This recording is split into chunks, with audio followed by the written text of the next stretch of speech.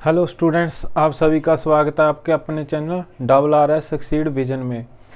मैं आपको आज पढ़ाऊंगा इनकम टैक्स का chapter income from salary. Chapter start करने से पहले आप इस चैनल को ज़्यादा से ज़्यादा सब्सक्राइब करें, हमें सपोर्ट करें और इस वीडियो को पूरा देखें, शेयर करें, लाइक करें। ठीक है, let's start.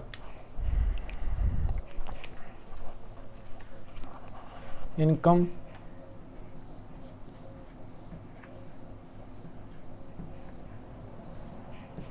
From salary.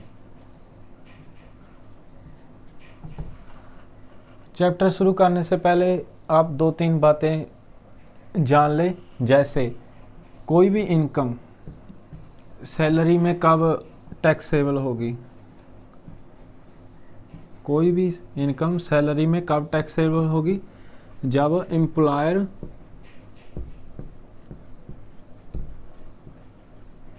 And employee का रिलेशनशिप एग्जिस्ट होगा। ठीक है, इनमें जब एम्प्लॉयर एंड एम्प्लॉय का रिलेशन होगा तब जो इनकम होगी वो किस में आएगी, इनकम अंडर हेड सैलरी में। ठीक है, और दूसरी बात चाहे कोई एम्प्लॉय पार्ट टाइम जॉब कर रहा है, पार्ट टाइम जॉब चाहे फुल टाइम जॉब, ये कोई मैटर नहीं करता। ठीक है, हमारे बीच एम्प्लॉयर एंड एम्प्लॉय का रिलेशनशिप होना चाहिए, चाहे पार्ट टाइम जॉब है चाहे फुल टाइम जॉब। ठीक है, और हमें जो सैलरी, एक सैलरी का है सेक्शन है 15, इसको क्या बोलते हैं, बेसिस चार्ज ऑफ सैलरी। ठीक है, 15 है सेक्शन। ये हमें बताता है कि सैलरी कैसे चार्ज होगी। पहली बात तो ये सैलरी के ड्यू और रिसिप्ट बेसिस। ठीक है, सैलरी जा तो ड्यू बेस या रिसिप्ट बेसिस पे कैलकुलेट होगी। ठीक है, जो इनसे पहले आएगा, विच एवर इज अर्लियर। ठीक है, जो पहले आएगा विच एवर इज अर्लियर, चाहे ड्यू हो जाए चाहे रिसिप्ट हो, जो पहले आएगा वो वैसे ही चार्ज करेंगे हम सैलरी को। दूसरी एडवांस सैलरी। एडवांस सैलरी का कैसे, advance salary always payment basis होती है। ठीक है, पेमेंट बेसिस। जैसे मान लो हमें एडवांस सैलरी ऊपर बता देते हैं, ये लिख लेना। ठीक है, वैसे तो समझने की बात है, लिखने की तो जरूरत है।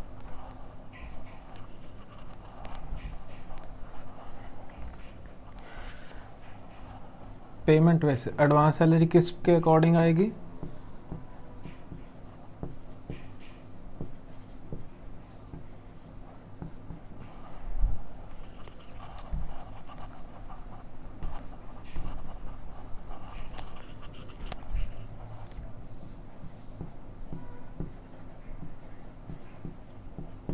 Payment basis.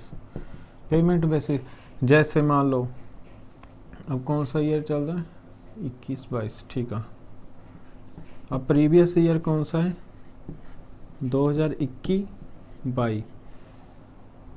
हमें इस प्रीवियस ईयर की सैलरी अप्रैल में मिल गई, मान लीजिए अप्रैल 2021।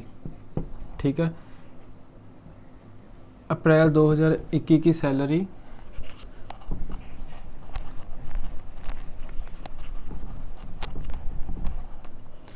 अप्रैल 2021 की सैलरी हमें मान लो मार्च 2021 में मिली।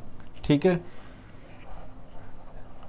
ये हमने एडवांस ले ली 1 महीना, ये चार्ज होगी किस प्रीवियस ईयर में चार्ज होगी ये सैलरी? अप्रैल 2021 की 2021 में, ठीक है। ये पिछले लास्ट ईयर में होगी, हमने पहले ही बता दिया ये पेमेंट बेसिस होती है, ठीक है।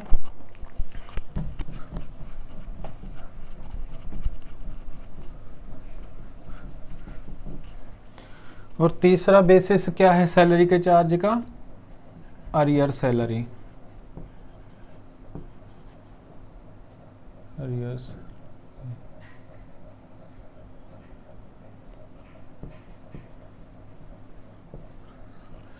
ये हमेशा ड्यू बेस पे होती है, ठीक है।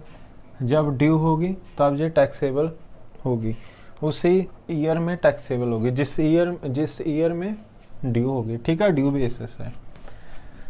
अब हम बात करते हैं सैलरी की।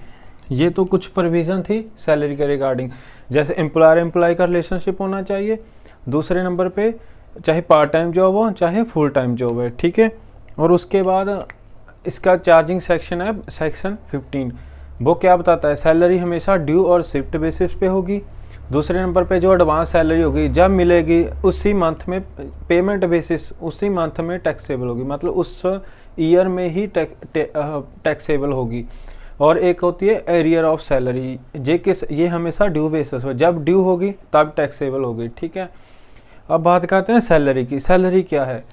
हमारे अकॉर्डिंग जो हमने एक मंथ का काम किया है उसका जो हमें फल मिला, जो मेहनत ना मिला, वो हमारे अकॉर्डिंग सैलरी है। बट हमारे इनकम टैक्स एक्ट, जो इनकम टैक्स एक्ट आएगा IT इनकम टैक्स एक्ट 1961, इसके अकॉर्डिंग क्या है? सैलरी में मॉनेटरी पेमेंट होती हैं और नॉन मॉनेटरी फैसिलिटीज, ठीक है। मॉनेटरी पेमेंट में क्या आ जाता है? मॉनेटरी पेमेंट में आ जाता है बेसिक सैलरी, ठीक है, और अलाउंस।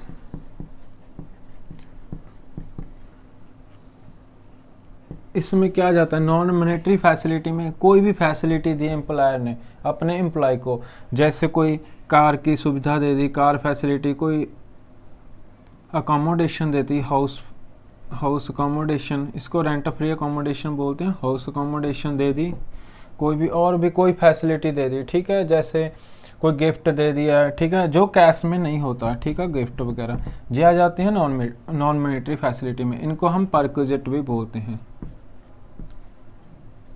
परक्विजिट्स, ठीक है। अब हम ये वाला आज पढ़ेंगे, ठीक है, अलाउंस तक। चलो स्टार्ट करते हैं। अब भाई सैलरी का मीनिंग तो बहुत बड़ा है, ठीक है, इसमें सभी आ जाती हैं। अब बात करते हैं बेसिक सैलरी। बेसिक सैलरी जो हम काम करते हैं 1 महीने का, उसका जो हमें प्रेक्षण मिलता है उसको बेसिक सैलरी कहते हैं। इसको वेजेस भी बोलते हैं और इसको सैलरी भी बोलते हैं, ठीक है। ये कन्फ्यूज़न होना, ठीक है। अगर क्वेश्चन में बेसिक सैलरी लिखा जाता है, सैलरी, वेजेस, ये तीनों इंटरचेंजेबली वर्ड्स हैं, ठीक है। और उसके बाद आ जाते हैं अलाउंस, जो 100% टैक्सेबल हैं, 100% टैक्सेबल अलाउंस। ये कौन से हैं भाई, मेरे भाई कौन से हैं ये होते हैं जैसे डियरनेस अलाउंस, ठीक है, DA हो गया,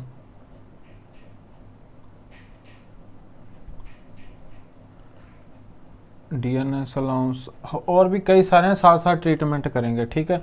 और इसके अलावा हमारे क्या आएंगे? बोनस कमीशन, ठीक है, बोनस कमीशन। अब हम बात करते हैं इनकी, हम साथ साथ एग्जाम्पल करेंगे, ठीक है।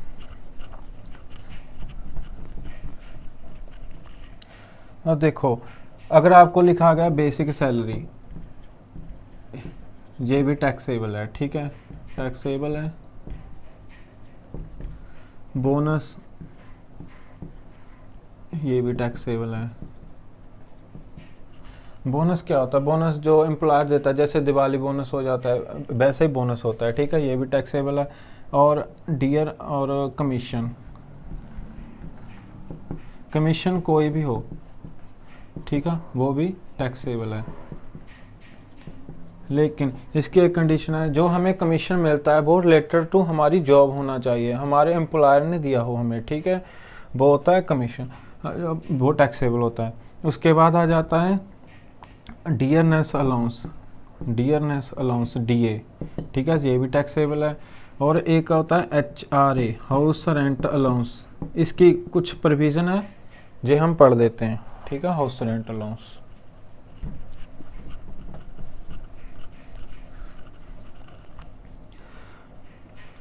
देखो भाई,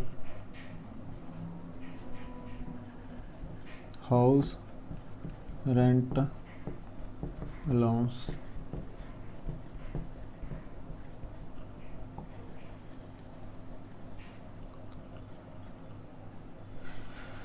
हाउस रेंट अलाउंस क्या होता है? कोई भी एम्प्लॉय जो किसी किराए के मकान पे रह रहा है, उसका एम्प्लॉयर उसको जो अलाउंस देता है उसका किराया मतलब पूरा करने के लिए, ठीक है, उसको बोलते हैं हाउस रेंट अलाउंस।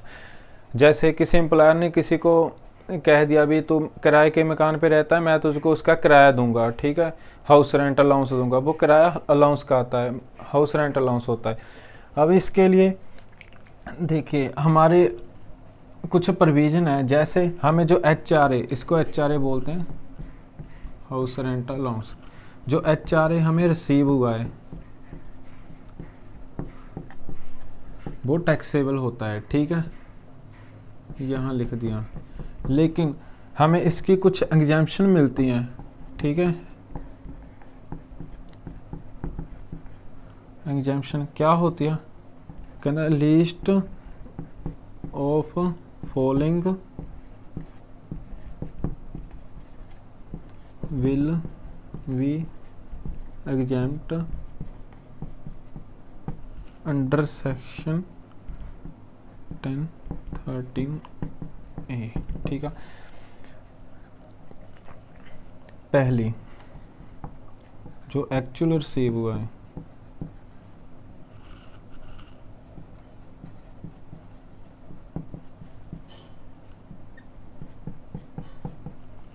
दूसरा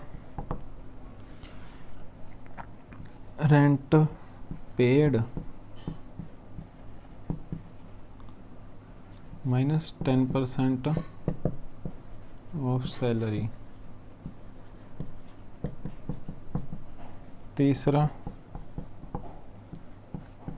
40% या 50% ऑफ सैलरी, ठीक है। अब इसका क्या मतलब है? हमें HRA, हमारे एम्प्लॉयर ने हमें HRA दिया, हाउस रेंट अलाउंस, ठीक है। हमारा इनकम टैक्स एक्ट उसमें से कुछ एग्जाम्पशन देता है। क्या एग्जाम्पशन होती है? वो list of following will be exempt under section 10(13)A, sub section 13A, ठीक है। जो हमें एक्चुअल मिला वो लिख देना है, जो हमने रेंट पे किया, मतलब एम्प्लॉय ने कोई रेंट पे किया, उसमें से 10% ऑफ सैलरी घटाकर जो अमाउंट आएगी यहाँ लिख देना है, ठीक है। 40% और 50% ऑफ सैलरी, ये इन तीनों में से जो वैल्यू कम होगी, ठीक है, वो यहाँ से घटा देंगे उसको, ठीक है। और जो अमाउंट बाकी बचेगी वो हमारे टैक्सेबल होगी, ठीक है। अब इसका क्या मतलब है सैलरी का, और ये क्या है 40% 50%? देखो भाई, अगर कोई एम्प्लॉय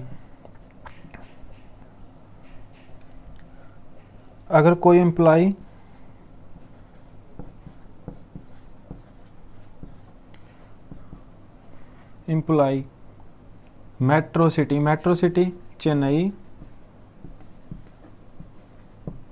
कोलकाता, मुंबई और दिल्ली, इनमें रहता है किराए के मकान पे, तो उसको कितने एग्जेम्पशन मिलेगी? 50% ऑफ सैलरी। अदर सिटी के लिए 40% रहेगा, ठीक है,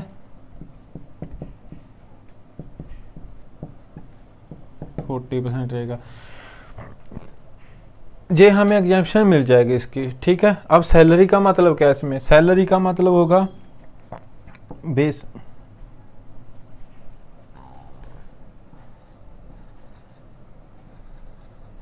सैलरी का मीन्स क्या है? Basic salary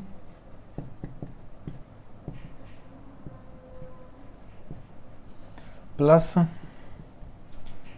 DNS allowance if forming part of salary, ठीक है। एंड प्लस और क्या होगा? कमीशन,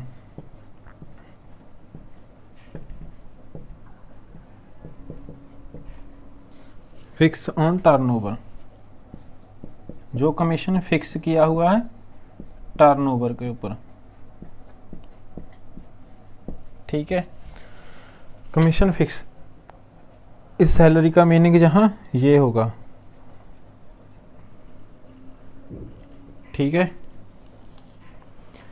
अब बात करते हैं ये, क्या ये मतलब मान लीजिए कोई एम्प्लॉय अपने ही घर में रह रहा है पर उसे मालिक उसका हाउस रेंट अलाउंस ये दे रहा है, वो अपने ही घर में रह रहा है, किराए के नहीं, अपने घर में, क्या वहाँ क्या होगा? वहाँ जो HRA रिसीव होगा वो 100% टैक्सेबल होगा, ठीक है।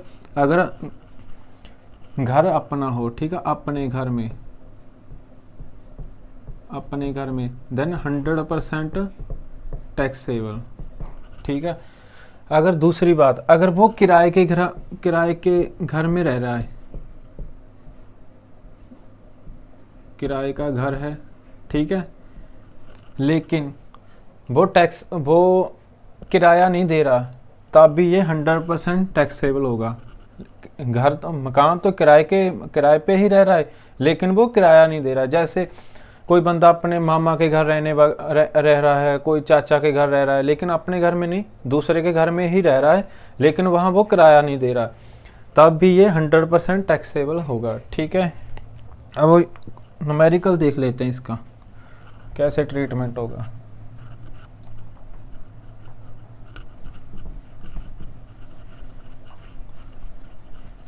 समझ तो लग गई?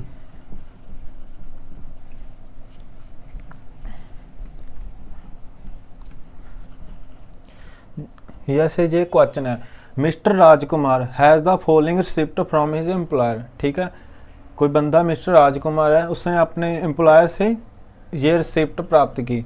उसने क्या किया? बेसिक सैलरी उसको 40,000 पर मंथ मिली, DNS allowance 6,000 per month, commission 50,000 per annum, ठीक है, साल का ये।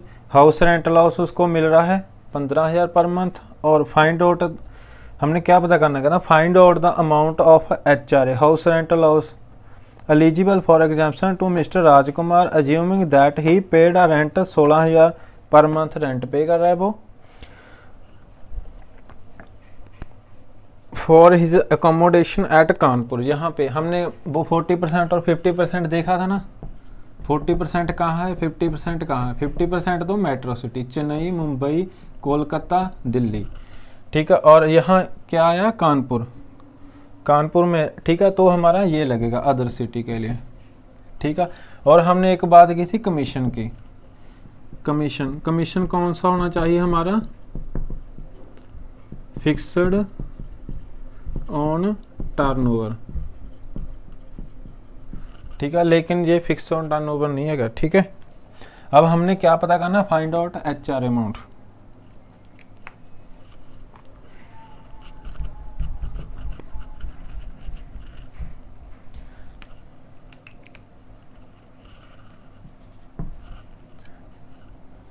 इसका आंसर लिख रहे हैं,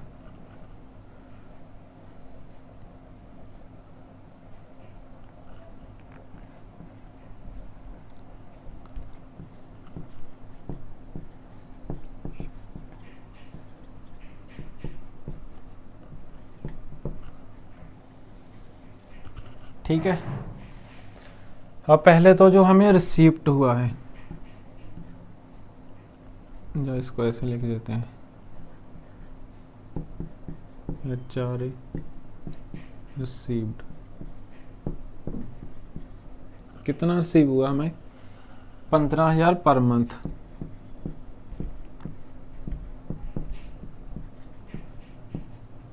कितना आ गया 1,80,000, ठीक है। और दूसरा अब less exemption under section 10 sub section 30A least following, ठीक है। जो लीस्ट होगा, कम होगा, उसकी एग्जाम्पशन मिल जाएगी। पहले तो क्या है एक्चुअल HRA रिसीव्ड कितना मिला 1,80,000।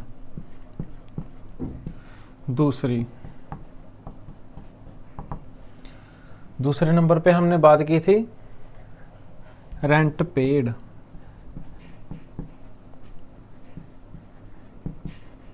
Minus 10% of salary.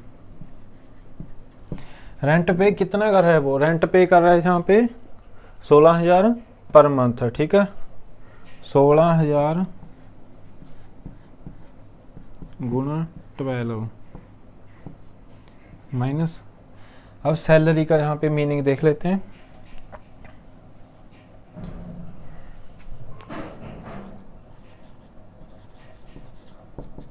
सैलरी में एक तो आ जाएगी बेसिक सैलरी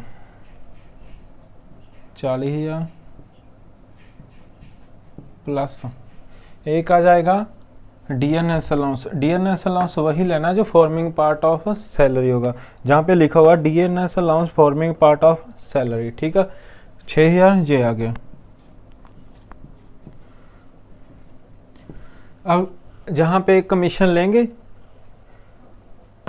ये सैलरी कैलकुलेट करने के लिए ये कमीशन आएगा नहीं आएगा, क्योंकि हमने कमीशन आपको पहले बताया कमीशन वही लेना है जो percentage based on percentage of turnover होवे, ठीक है, जो फिक्स होवे परसेंटेज ऑन टर्नओवर। यहाँ पे कोई फिक्स टर्नओवर नहीं है, ये पर एनम का है, टर्नओवर पर नहीं है, ठीक है।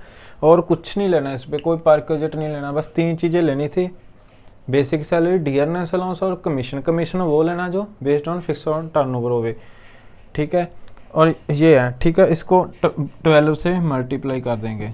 ओके, 1 मिनट में वो ले आऊँगा, ले आऊँ कैलकुलेटर पास।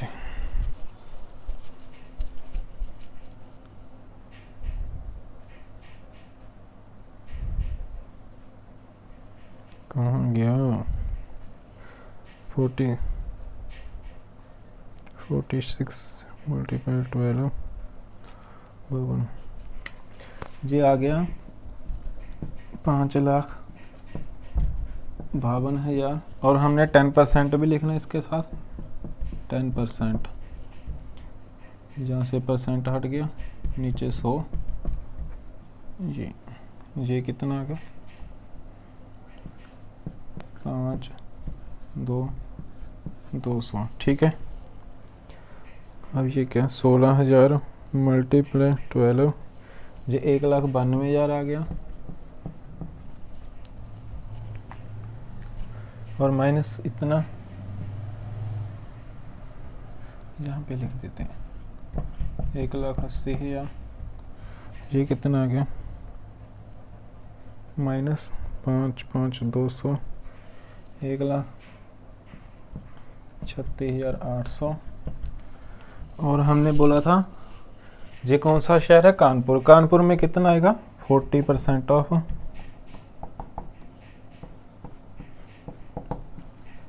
सैलरी। सैलरी आपको ये बताई देगी 40% ऑफ सैलरी, 40 मल्टीप्लाई 5,5,2,0,0, ये कितना आ जाएगा 40 मल्टीप्लाई 552 डिवाइड बाय 100 जगह 2,20,800।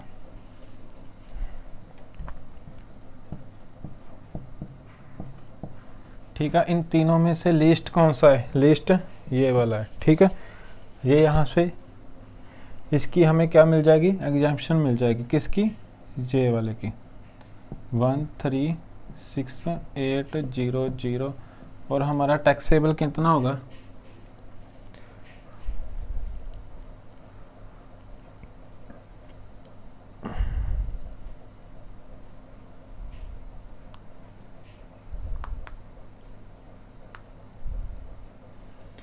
$43,200।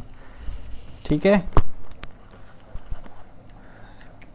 अब मुझे आशा है कि आपको इसमें कोई प्रॉब्लम नहीं होगी HRA में। ठीक है, हाउस रेंट अलाउंस में।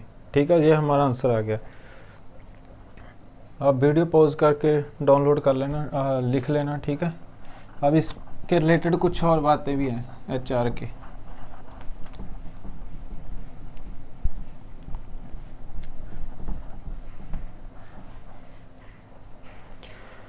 ठीक है, HRA तभी टैक्सेबल होगा जब हम किराए पे रह रहे हैं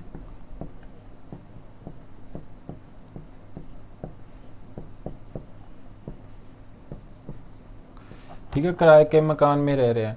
लेकिन अगर मान लीजिए यही HRA अगर वो लिखता यहाँ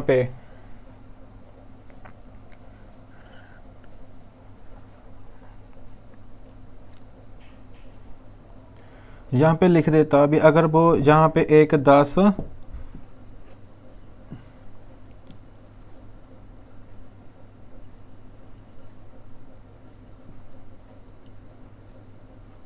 ठीक है, अगर वो लिख देता यहाँ पे भी 1/10/2020 में रहने लगा था। ठीक है, वो किराए के मकान पे, उसके पहले वो अपने घर में रह रहा था। लेकिन 1/10 अप्रैल से हमारा शुरू होता है मंथ, प्रीवियस ईयर अप्रैल से शुरू होता है ईयर। ठीक है, अप्रैल, मई, जून, जुलाई, अगस्त, सितंबर, 6 मंथ का जो इसे ये मिला 15,000 पर मंथ। ठीक है, ये तो फुली टैक्सेबल हो जाता है। ठीक है, फुली टैक्सेबल। और जो रिमेनिंग 6 मंथ थे, ठीक है, 1/10/2020 का, इसको हम वैसे ही निकाल लेते हैं। ठीक है, 6 मंथ करके 6, जहाँ पे हमने 12 किया था वहाँ 6 आ जाएगा। ठीक है, ओके।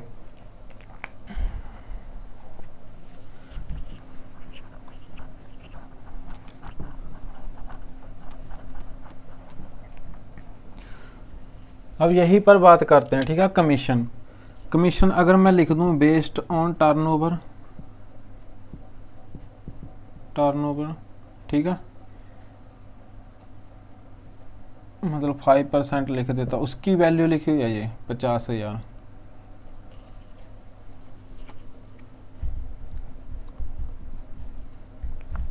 तो हम कैसे निकालते? वही आ जाओ, computation of house rent allowance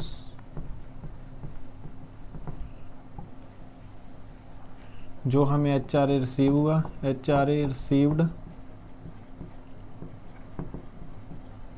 कितना मिला? वही 15,000 per month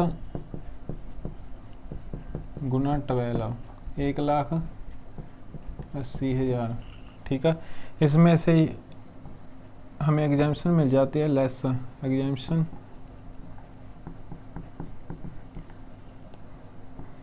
list of following will be exempt. ठीक है, कौन सा सेक्शन है? 1013A। ठीक है, जो एक्चुअल रिसीव हुआ, एक्चुअल रिसीव कितना हुआ, 1,80,000। दूसरे नंबर पे रेंट पेड माइनस 10% सैलरी। ठीक है, इसमें अब सैलरी का मीनिंग क्या होगा,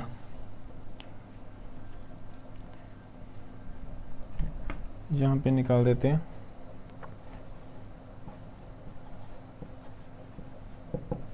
basic salary plus dearness allowance plus commission. Last वाले क्वेश्चन में हमने इसलिए नहीं लिया था क्योंकि वो कमीशन सिंपल लिखा हुआ था, इसमें लिखा बेस्ड ऑन टर्नओवर। ठीक है, अब टर्नओवर जितनी मर्जी हो उसका 5% लिखा हुआ है। ठीक है, अब बेसिक सैलरी कितनी है, 40,000 पर मंथ। इसको 12 से गुणा कर दे बस।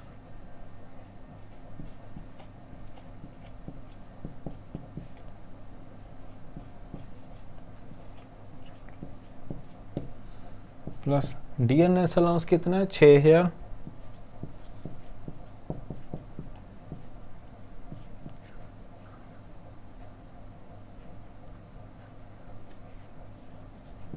$72,000 प्लस कमीशन कितना दिया हुआ हमें, 50,000। ठीक है, 50,000। अब इसकी कल टोटल कर देंगे।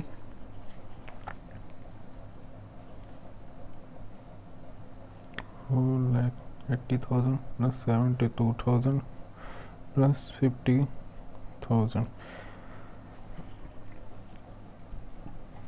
6,02,000। ठीक है, अब रेंट पेड, रेंट पे उसने कितना किया, वही 16,000। 12 महीने का निकाल लेंगे, 16,000 मल्टीप्लाई 12, 1,92,000। ठीक है, रेंट पेड जो एम्प्लॉय ने किया 1,92,000, और इसका 10% 6,020। ठीक है, अब वही कानपुर में रह रहा है तो 40% ऑफ सैलरी, 40% इसका 6,2 का 40%।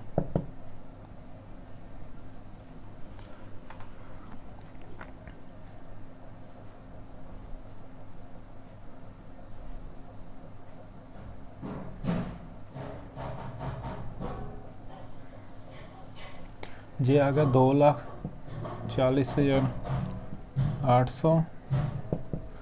ये आ गया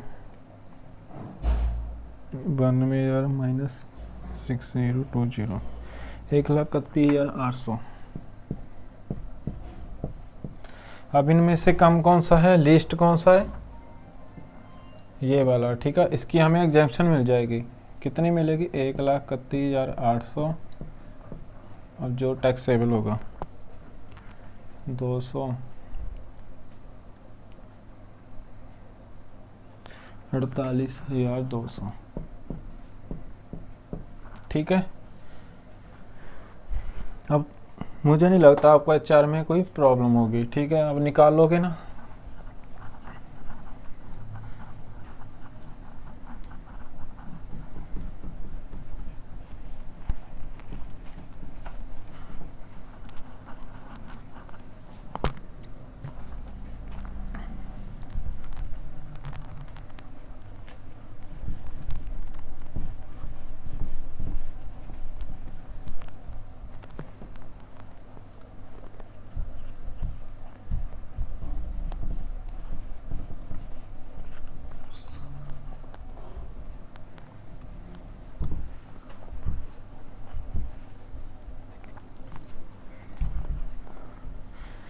अब बात करते हैं हम और अलाउंस, और अलाउंस होते हैं। ठीक है, ये तो HRA था, DNS अलाउंस भी हो गया आपका जो 100% एक्सेबल होगा, HRA भी हो गया जो हमने बता दिया। अब बात करते हैं हम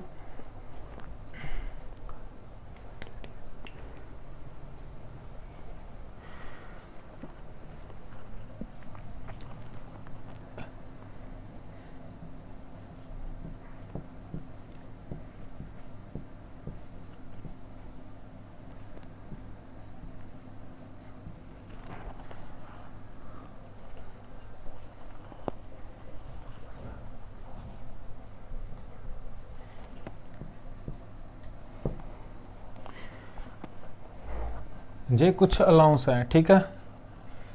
आप सोच रहे हो कि ये क्या लिखा है, ये इसका मतलब क्या है, travelling allowance.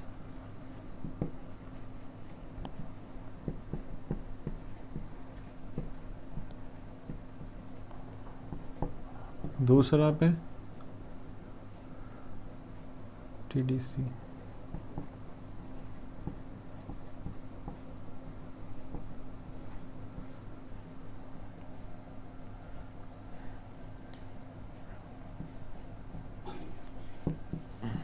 Daily allowance, convince allowance,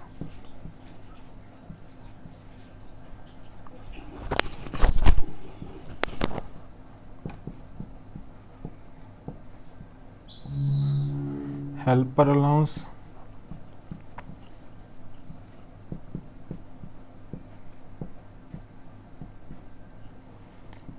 academic allowance,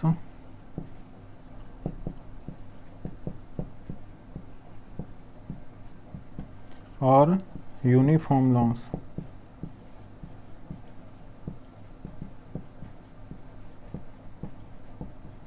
ठीक है, 6 हो गए, 1 2 3 4 5 6, ठीक है। ये 6 अलाउंस हैं, ठीक है। अगर कोई एम्प्लॉय इस पे खर्चा कर रहा है, ठीक है, और उसने जो इसको अलाउंस मिला, अलाउंस रिसीव्ड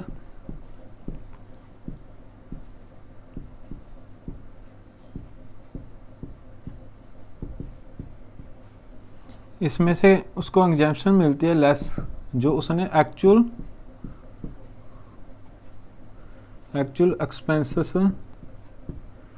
मेट किए हैं in connection with the office, ठीक है।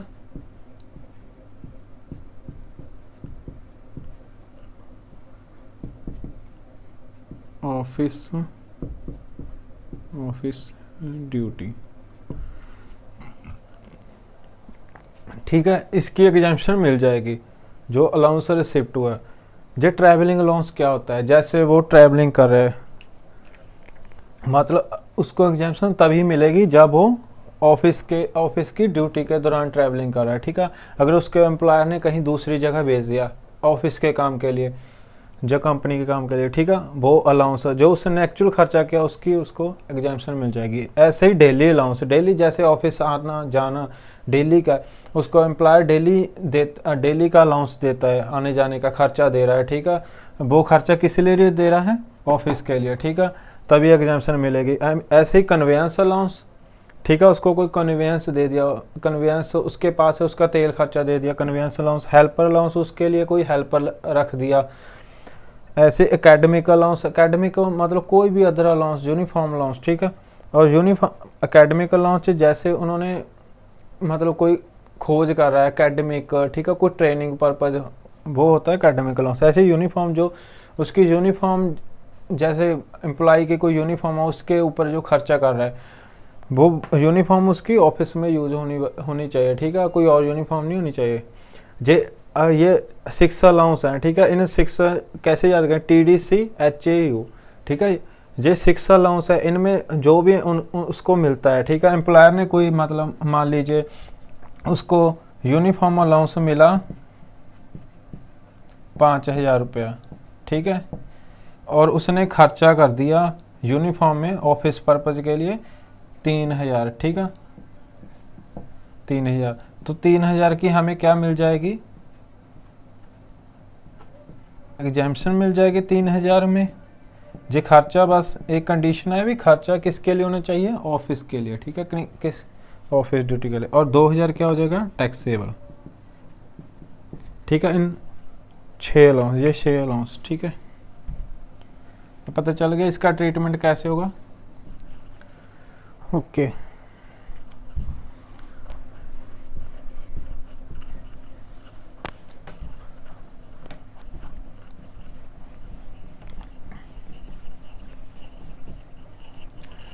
अब बात करते हैं 1 2 और अलाउंस हैं, जैसे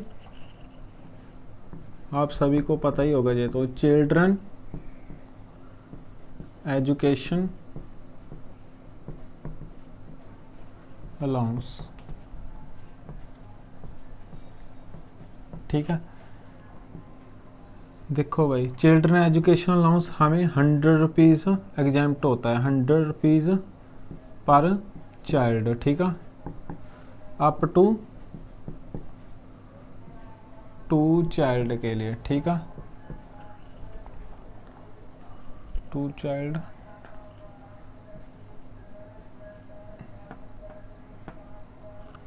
एक्सपेंस।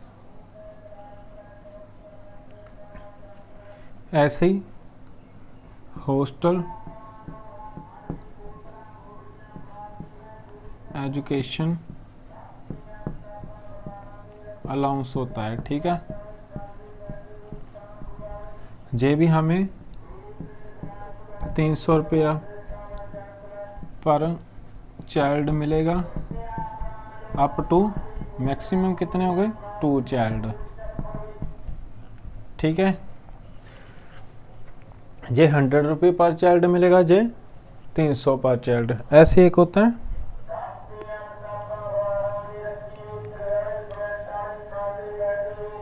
ट्रांसपोर्ट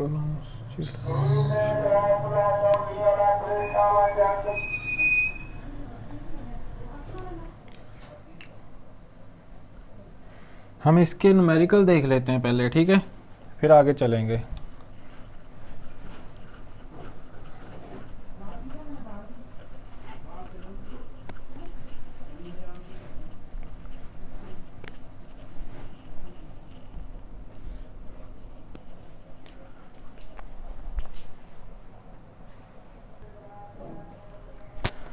चलो भाई आ जाओ।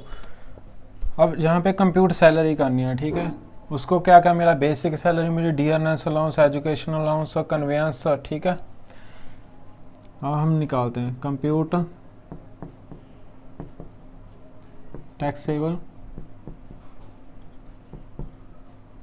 जो कंप्यूट अभी सैलरी कर देते हैं, अभी हम प्रोविजन पढ़ रहे हैं ना थोड़ी थोड़ी सैलरी, जहाँ पे बेसिक सैलरी कितनी होगी 40,000 पर मंथ,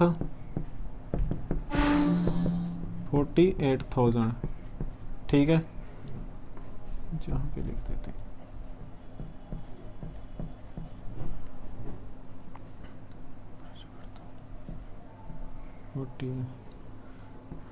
डियरनेस अलाउंस 6,000,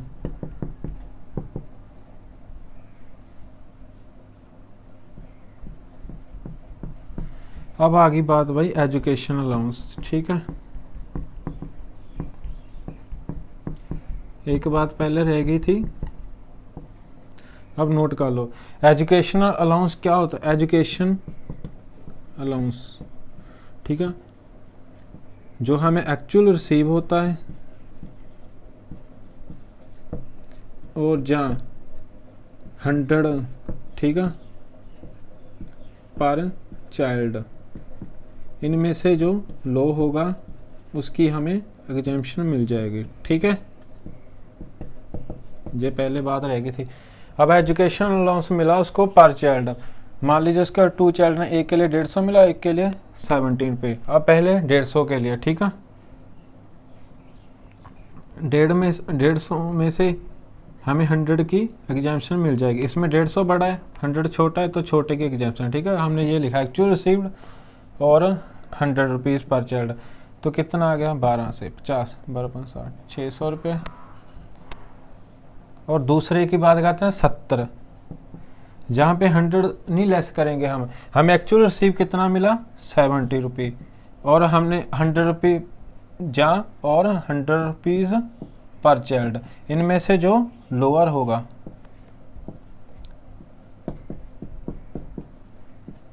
ठीक है, जो लोअर होगा, लोअर कितना है 70, जितना मिला है ये हमारा आएगा 0 ही, तो जहाँ पे कुछ नहीं आएगा, ठीक है।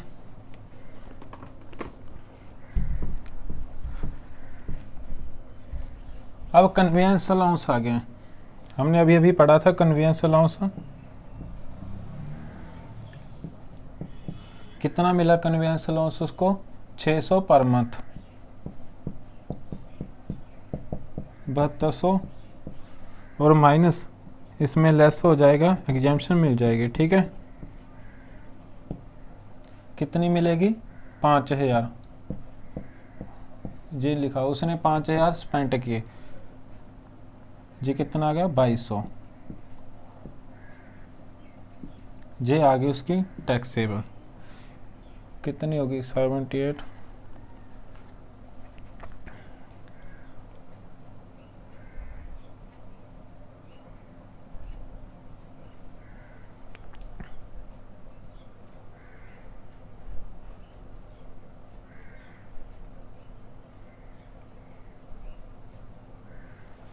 5×800।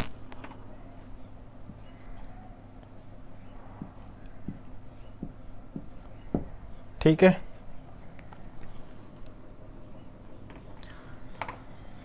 ओके मुझे निकाल रही। अब बात करते हैं वही दोबारा, hostel education allowance, hostel allowance, education नहीं आएगा, हॉस्टल अलाउंस। ठीक है, हॉस्टल अलाउंस भी हमने बोला था 300 per child, up to maximum 2 child. ठीक है, और ये भी वही प्रोविजन है, जितना मिला हमें एक्चुअल रिसीव हुआ और जहाँ 300। ठीक है, इनमें से जो कम होगा, लोअर होगा, लीस्ट, लोअर और लीस्ट, उसकी हमें एग्जाम्पशन मिलेगी। ठीक है, अब 1-2 अलाउंस और रह गए, वो हम नेक्स्ट क्लास में करेंगे और साथ परक्विजिट करेंगे। ठीक है, आई होप आप सभी को अच्छा लगा होगा ये लेक्चर। सो प्लीज़ इस चैनल को सब्सक्राइब करें, ज़्यादा से ज़्यादा सब्सक्राइब करें, हमें सपोर्ट कीजिए, ज़्यादा से ज़्यादा सपोर्ट कीजिए। ये वीडियो शेयर करें अपने दोस्तों के साथ, और जो भी बच्चा कोई BCom पढ़ रहा है उसके साथ शेयर करो, जो MCom कर रहा है उसके साथ शेयर करो। ठीक है, थैंक यू।